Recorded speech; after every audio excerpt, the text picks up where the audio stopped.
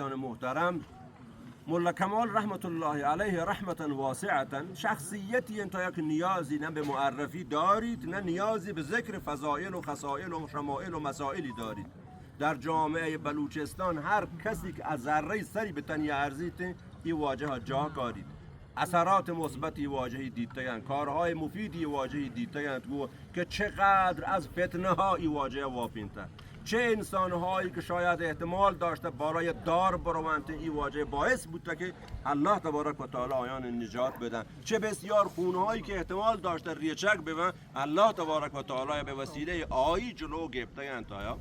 مروچی ما و شماها و کل جامعه ما شما نه تنها مردم دل و جو کمش مدرو داغدار هستن، ولی ما دلجم اینگو که ان شاء الله الرحمن طبق احادیث پیغمبر صلی الله علیه و آله و سلم ولا نزکی علی الله احدا